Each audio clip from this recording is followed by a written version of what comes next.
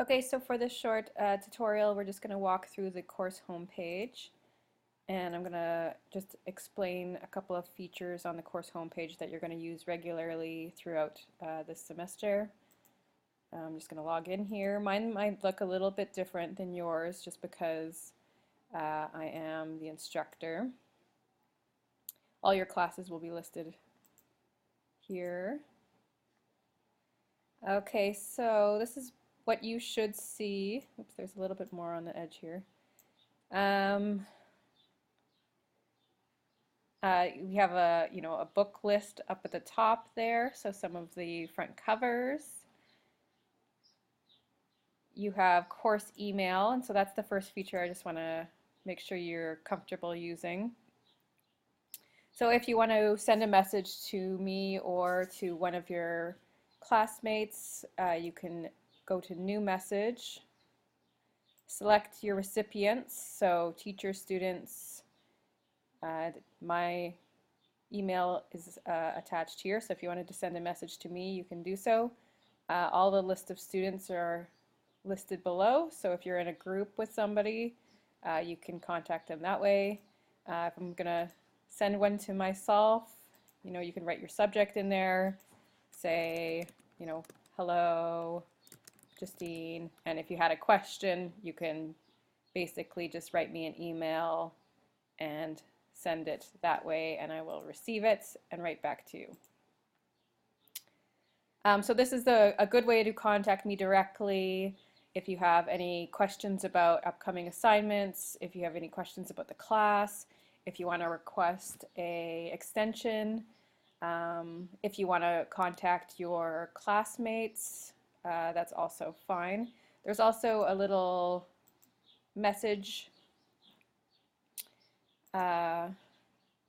messenger as well, so that you can use that in addition and contact me just via messages. News and announcements forum, I don't use this one that much, but if there was maybe the exam date or information about the final exam, I might announce that in the news and announcements forum. Everyone would receive that through their email. Peer support forum for technical problems. So I don't answer this one. This is where the IT staff answers any questions you might have if you're not accessing something on the course homepage, or if you're having trouble logging in or anything like that. You have your Ask Your Instructor forum. So this forum, we'll just click in there. You can add a new discussion topic. So you click in that and you can, again, put your question and your subject and then post to forum. The whole class can see this question. So if it's something that you want everybody, or you think everybody would be interested in knowing, that kind of question, you could post it to the instructor forum and I'll post my answer so everybody can see it. So that's helpful. Just go cancel.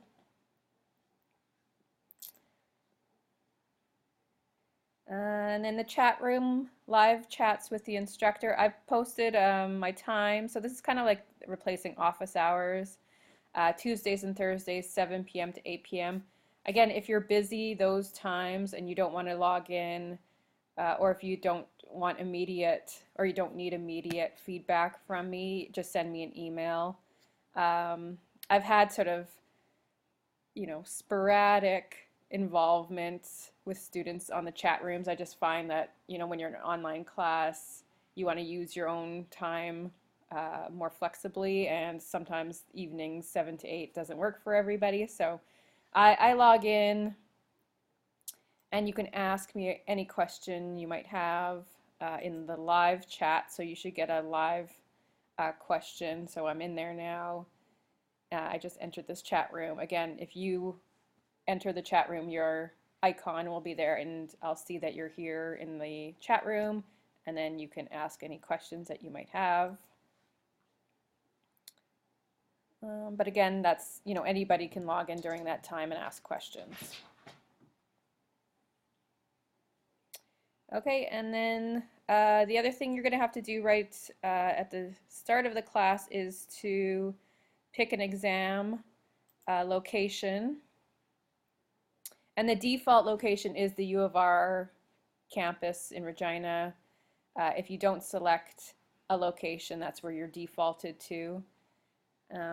So I would make sure that you select your location. I don't know, this is being a little slow, but you'll have something that says, yours might look different, where it says, you know, select exam location or something like that.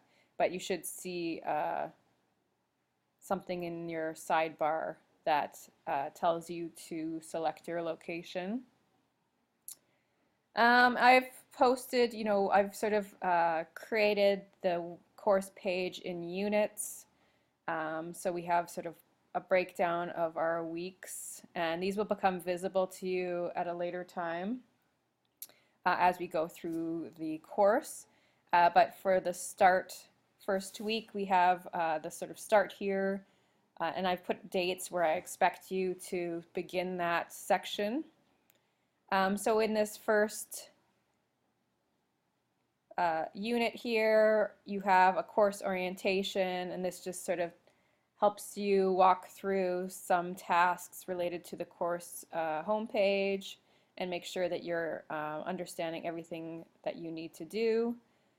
You can email me if you want to practice, so send me a course email, a message through the course email, and select your final exam location. So this is basically just an overview of kind of the tasks that we need you to do for the online course.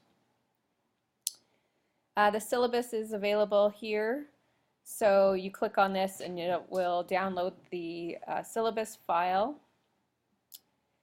Here's your Meet Your Instructor video. So I pre-record a lot of videos for each unit, and these are videos that you can play at your own time. Just a little tip here, we'll just push pause before you start running. If you know, I'm not going to say I'm like the most eloquent speaker, or I can be a little long-winded. You can, you know, make it faster here through the playback. So if you know, want to run through these quickly, you can put it at 1.5 and get through it a little more faster. Okay, so that's the Meet Your Instructor playlists. And then I want you to also log into the Introductory Forum. This is where you're going to post a little introduction to yourself. So this is posted for all of your classmates to see. So introduce yourself, your name, where you're from, if you have an academic major, any of your career goals, if you have a favorite war movie, poem, or short story, or story, you can post that. And you just add a new discussion topic, put a subject, you know, hello, how are you? Or, you know, hello, everybody. And then say a little bit about yourself, and then post to forum. So I'll let you guys do that in the first week of classes, and I'll read them and get to know you a little bit that way. And you can, you know, get to know your classmates as well. And then week 1, this is where we're getting into the actual lecture material. So this is the Introduction to War Literature. And again, I've put dates, so I expect you to sort of go through this material between those days, July 2nd and 7th. There might be, you know, some other things that are visible when I finally publish the class. But you have your first set of lectures here, Introduction to War Literature. I'll just click back for a moment. So anytime you see a little book icon, so this is a little book, that means there's some multiple lectures or playlists located in that file. So this one starts with instructions. So in this introductory week, you have to do a couple of things. So there's a couple of poems that I want you to read. And there's a documentary called Tough Guys that I'm going to put a link to. And it's a suggested viewing just because it sort of introduces us to the topics of masculinities and gender studies and how that relates to violence, and that's one of the sort of themes or ideas of the course. At the side here, you'll notice there's a table of contents, and you can click through all of these different sort of modules or sections. They're kind of like chapters of this book. So read through. I've posted some study questions, so you don't have to answer these in any formal way, but if you wanted to respond to one of these using the discussion forum for that unit, that would be fine. There's some questions about some poems. So the poems are copied here as well as linked to on the course homepage. And again, you can just run through these lectures in that first few days of class. There's this link to the poems here, and there's also a link to the Tough Guys documentary. Here's another link for grammar review. So I'll put a couple of grammar reviews for every unit, and these are suggested readings for you or suggested practice exercises. So if you click on this, you'll get access to the English department style sheet. And this is what your essay should basically look like. So if you've never written a university MLA style paper, this is a very good resource for you to look at. So it gives you the basic format and layout of what your paper should look like when you submit it. So you have your last name and page number, top right corner. You have your name, the instructor's name, the course name, and the date. In the left-hand corner, you have your title centered, and then you have the beginning of your essay. So that kind of thing, just how it's supposed to look is one thing that you can do to make your writing sort of elevate it for university level. And there's lots of information in here about quotations, integrating quotations, how to format that. But again, very useful resource. And there's a little matching quiz here for some gender studies terms that might be new to you through the lectures. So you could take a few minutes, and it's not graded, it's just for your own sort of self-check, knowledge check. And you can do a little bit of key term matching. So it gives you a definition and then allows you to choose the correct answer. So by the end of this unit, you should have a clear idea of what these terms mean. Okay, and then I'll just make, oops.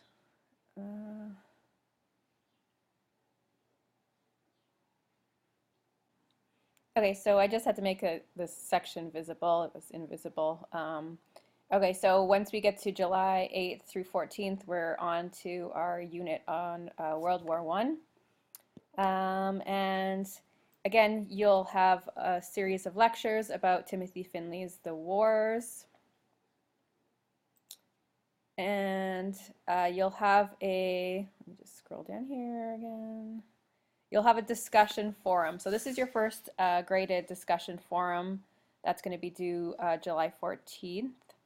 And this is a forum where you are responsible for answering one of the questions for Unit 1 and posting a well-developed paragraph where you answer that question in your response. So these questions here, these are sort of suggested questions that you could answer. Again, if you find another question within the lectures that you want to answer, that's fine. So you're going to answer one or more of the study questions in a paragraph form. You get sort of better marks if you integrate quotations or evidence to back up your explanation of that question. Um, and you're also responsible for replying to a classmate's post. So you add your response and you also reply before July 14th at basically midnight. So once you add a new discussion topic, again, you could put, um, the wars or whatever it is that you want to talk about. Robert Ross. You could make whatever title you want for your subject line. This is where you have to write in your paragraph. You can, pre-write it and then cut and paste it in. I think that usually works. And then you're going to post to forum. And then once it is posted in the forum, you should see everybody's posts up there, and then there'll be an option to reply to post.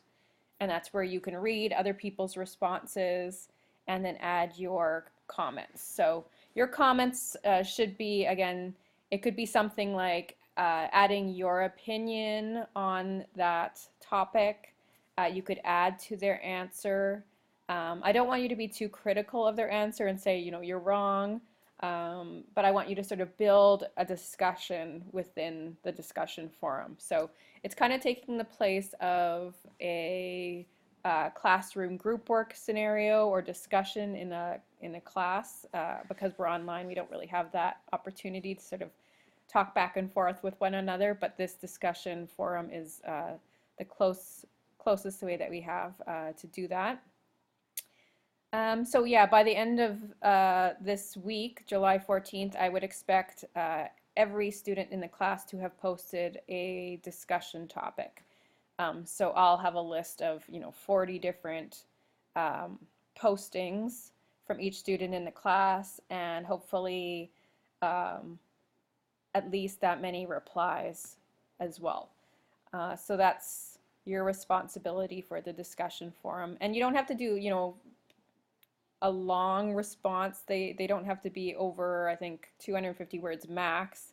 But I expect, a paragraph length. So it doesn't have to be an essay or anything like that. You just answer the question and write in grammatically correct sentence structure and incorporate some evidence, and you should do well on the discussion forum. And that was the major one there. And then eventually you'll have essays to submit. So the essay instructions are usually visible on that unit. And there's a grading rubric, so I've attached my rubric. It's also in the syllabus in case you want to look for that. There's essay writing checklist, but essay 1 instructions are there. And I'll post a little research video as well, just in case, because I do ask students to start incorporating some research into their essays.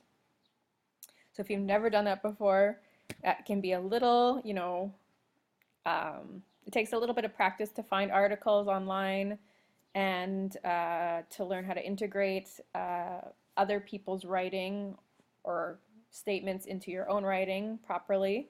But this is, a large part of what we do as university scholars, academic scholars, is read what other people have written about the subject and build an argument with supporting evidence by looking at what other people have written it and integrating it into our own essays. So research is a large part of what we're trying to teach you at university in English 110. So just a research tip here, do an author or title search in Google Scholar as a starting point, and you should find a lot of sources, articles are popping up there. So you have, again, options for your first paper. Yeah, I might have to update these with our syllabus info, but eventually you will be able to click in here and upload your essay. So all your names will be on here, and then you should have the option of um, uploading. So let me just see if I can show you that. Just push pause. Okay, it actually won't let me show you, but once you do log in, because you're the student and I'm the instructor, you will have access to turn in your paper. So there should be a little arrow that you click on, and then it just allows you to drag and drop your file, your essay file, into submit it that way. And it'll give you generate a kind of percentage immediately that will tell you the originality report. So the originality report here, so if you're resubmitting a file for the assignment, the new originality report will take approximately 24 hours to be generated. So that's just basically comparing your paper to other papers that exist online, and it's kind of a plagiarism check, but it does check all content. So if you have even a quotation in your paper, it'll double check that with any online sources that also have that information, and give you a percentage report. So you might upload your paper and immediately see 18% or something like that, 12%. And that's the originality report, so it's saying it's 18% similar to other sources online. So again, it's just a quick check for instructors to get a sense of how much content in your paper has been or is received or similar to those that are found online. And I don't pay too much attention to it or worry too much about it unless that percentage in the originality report shows up to be like 75% similar or 90% similar. Then I would really have some alarm bells going off in my mind that, okay, there's something with this paper that's very, very similar to online sources, and I would start double checking to making sure like the student wasn't plagiarizing their paper.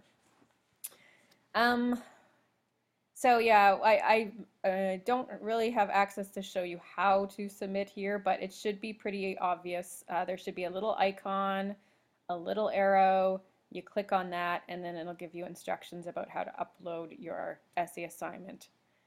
Worst case scenario, if you can't figure that out, just again send me an email and attach your attached to your paper that way, so you can drag and drop your files to add them. So that's the best or easiest ways to submit your paper for the online class. And then other than that, again, if you have any questions while you're going through the course, let me know. I have to do a little bit more polishing up just to make sure there's no different information between the syllabus and this course homepage, but I will do that. And if anything pops up in your mind while you're looking through, let me know. Other than that, it should be pretty easy, pretty straightforward, and just follow along with the dates and the content for each unit.